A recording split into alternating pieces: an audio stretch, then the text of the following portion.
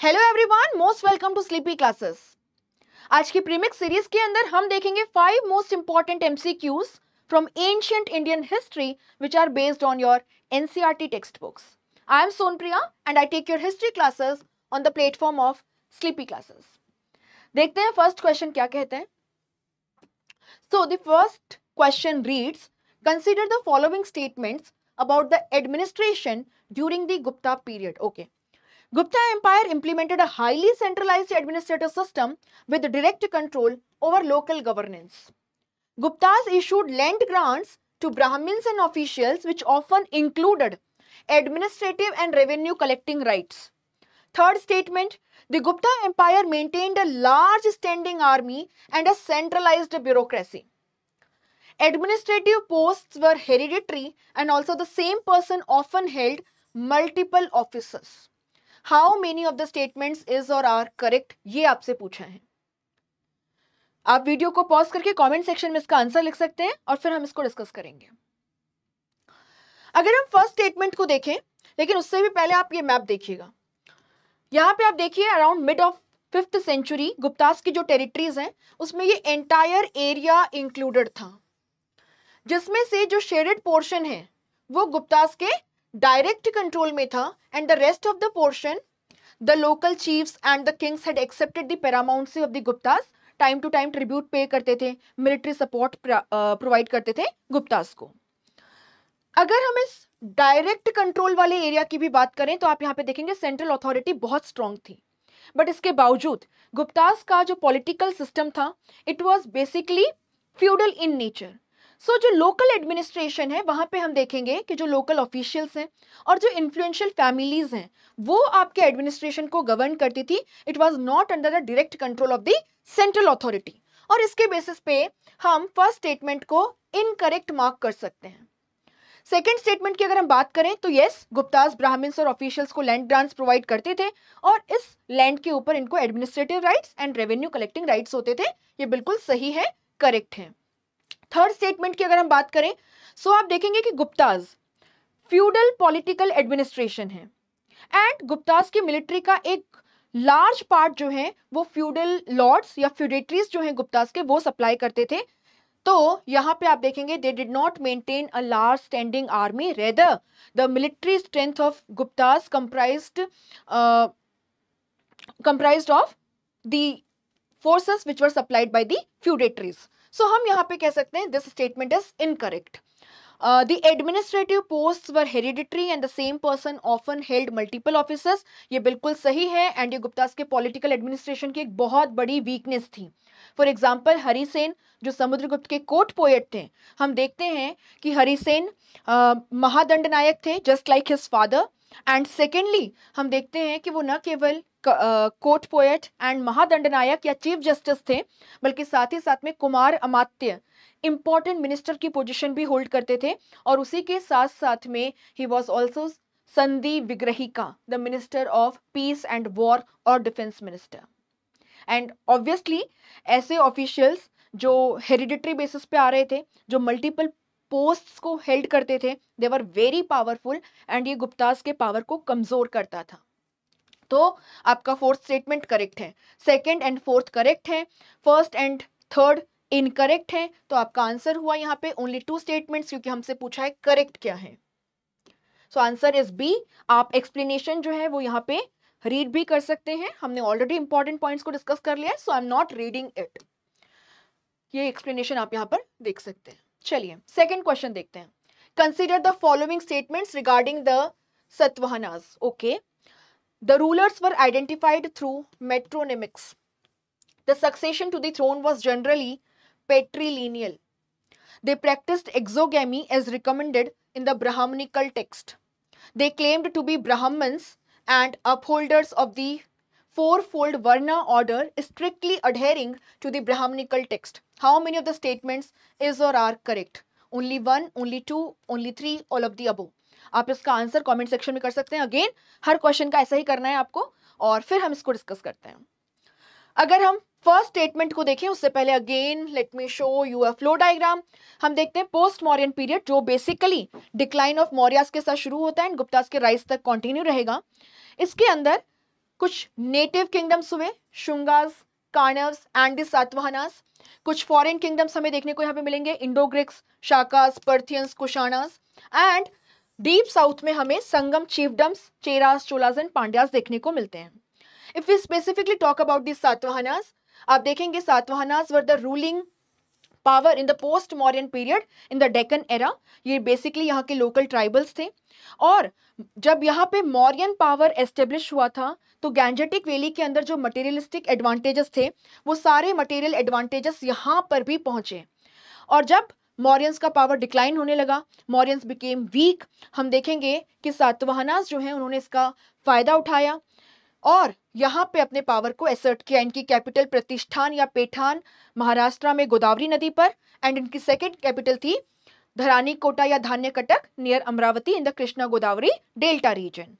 अब ये ट्राइबल्स थे लेकिन ब्राह्मण वर्णा को बिलोंग करते हैं, ऐसा क्लेम करते थे। दे क्लेम्ड ब्राह्मणिक स्टेटस। ये आपको थोड़ा सा ध्यान रखना है। अगर हम बात करें फर्स्ट स्टेटमेंट की तो आप देखेंगे ये बिल्कुल सही है। सातवाहना रूलर्स जो हैं उनके नाम हमें देखने को मिलते हैं, गौतमी पुत्र सतकर्णी, वशिष्ठी पुत्र पौलमई। तो ये अपनी मदर से अपना लीनिएज जो है उसको ट्रेस करते थे, बिल्कुल सही बात है। The success to the throne was generally patrilineal, yes.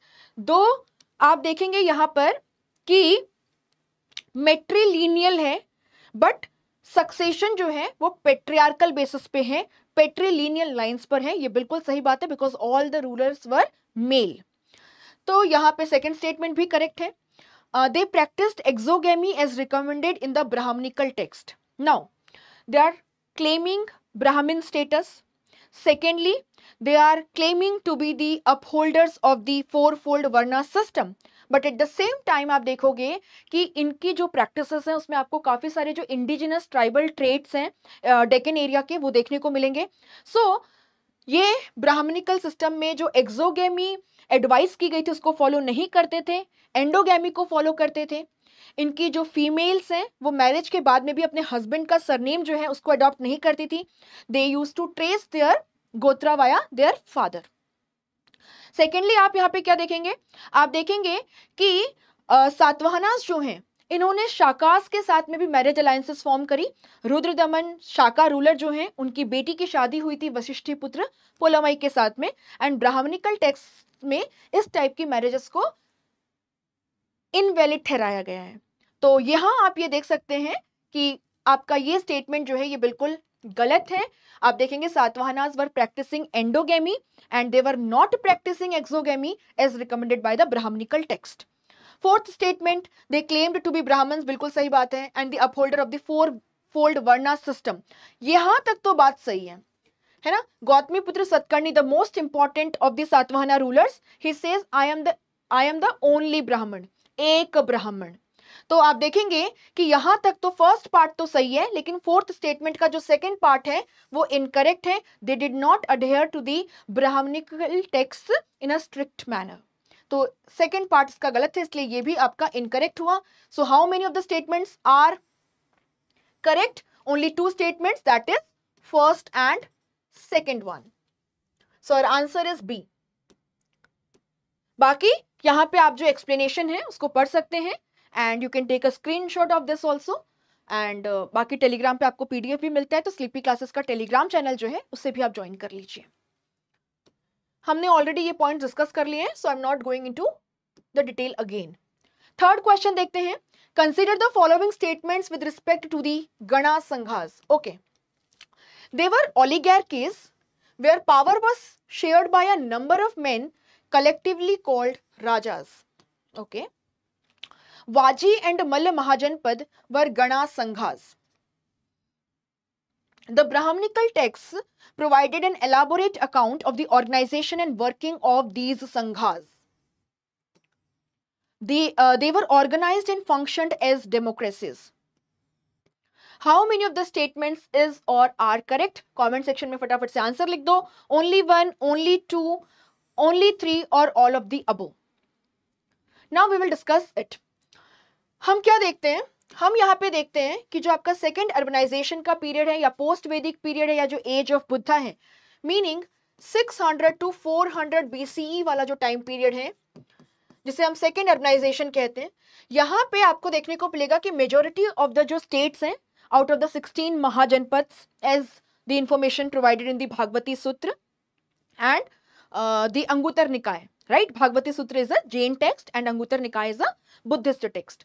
आप यहाँ पे क्या देखेंगे? आप यहाँ पे देखेंगे कि मेजोरिटी ऑफ द जो महाजनपद हैं वो मोनार्कियल फॉर्म ऑफ गवर्नेंस को फॉलो करते थे, but there were certain states, for example the Vajis or the Mall Mahajanpad, eastern UP में कुशीनारा जिसकी कैपिटल थी, they were Gana Sanghas or they were following republican form of government। अब हम अगर गणा संघास की बात करें एक्सक्लूसिवली, तो आप यहाँ पे क्या देखेंगे कि गणा संघास के अंदर जो एंटायर ट्राइब है it was divided into clans, और हर क्लैन जो है अपना हेड चूज करती थी, और ये जो क्लैन के हेड हैं ये मिलकर के सारे इंपॉर्टेंट मैटर्स पे डिसीजन लिया करते थे। फॉर एग्जांपल अगर इन पे किसी का वॉर हो गया या कोई और इंपॉर्टेंट मैटर एट हैंड है तो उसको मिल करके डिसाइड किया जाता था on the basis of majority. अब हर ट्राइब का जो हेड है उसको राजा कहा जाता था, राजा। और हम यहाँ पे क्या देखेंगे? हम देखेंगे कि ये राजास जो हैं ये अपनी क्लैन को ऑटोनोमसली एडमिनिस्टर करते थे, इनकी अपनी ट्रेजरी होती थी, मतलब रिसोर्सेज कलेक्ट करते थे, और साथ ही साथ में अपना सेनापति और आर्मी भी होती थी। बट इंपॉर्टेंट मैटर्स जो हैं उस पे सारे क्लैन के जो हेड हैं, राजास हैं, वो मिल करके डिसीजन लेते थे। तो फर्स्ट स्टेटमेंट जो है वो बिल्कुल सही है।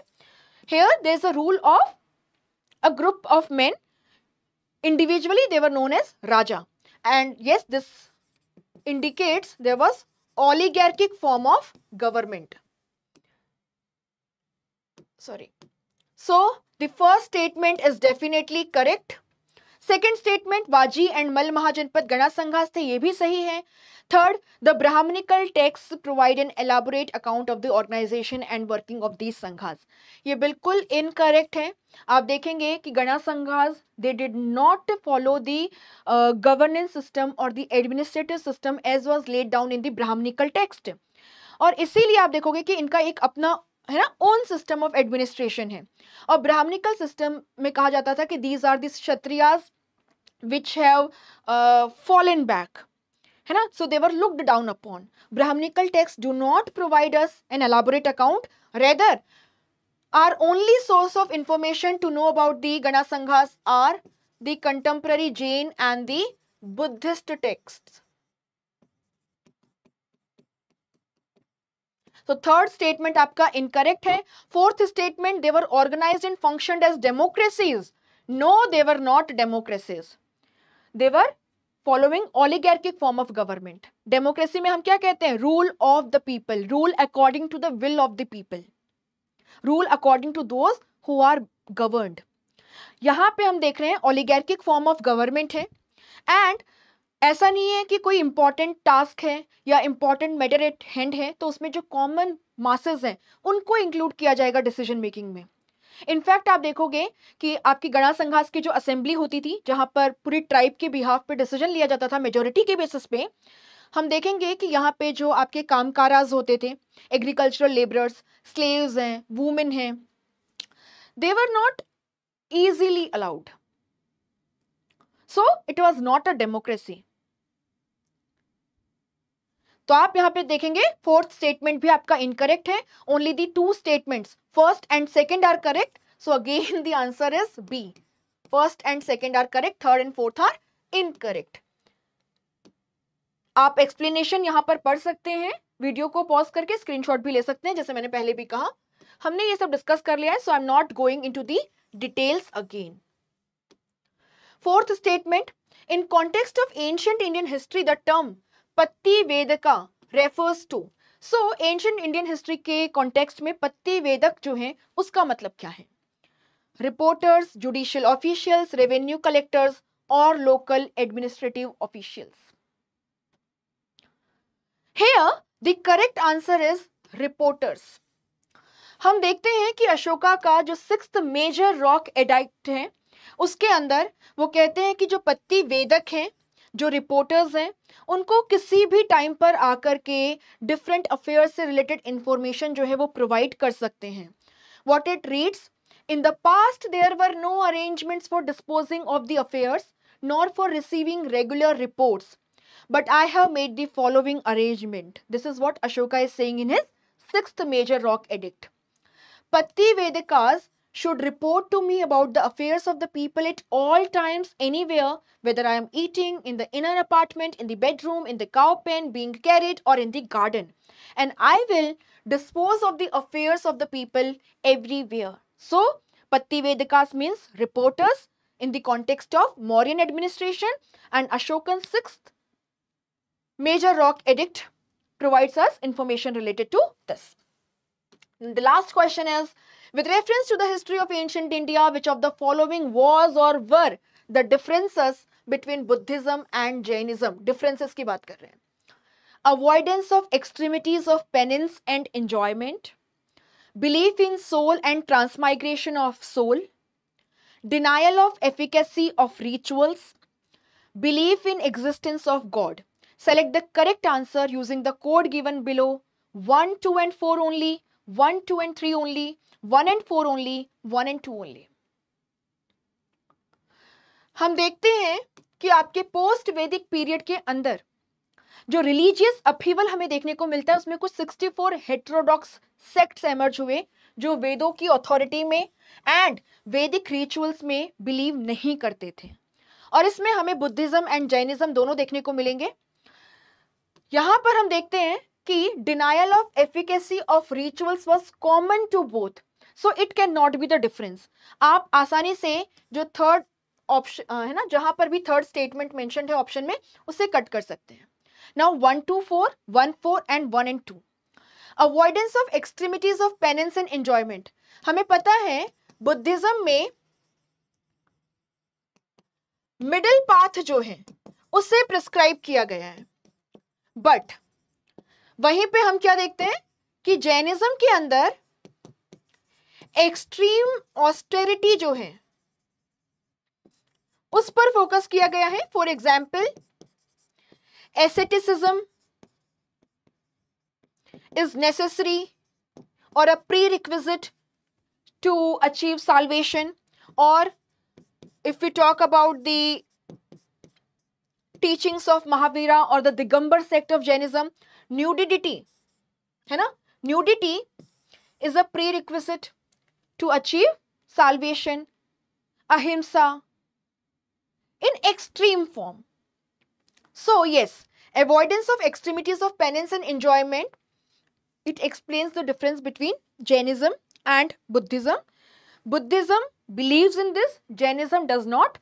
Jainism is in favor of extreme austerities. So first statement is correct. Belief in soul and transmigration of soul. हम देखते हैं कि बुद्ध या बुद्धिज्म जो है, they do not believe in soul or transmigration of soul. वहीं पे जैनिज्म में soul forms the core concept. कहा जाता है कि soul जो जीव है, it is attached to matter और पुद्गल because there is a constant karmic inflow, पुण्य, पाप, merit और sin. अगर आपको salvation चाहिए तो ये जो constant karmic inflow है जो आपकी soul से जाके attach हो रहा है, आपको इसको कट डाउन करना होगा. और साथ ही साथ में जो एक्यूमुलेटेड कर्मास हैं जो आपकी सोल से जाकर के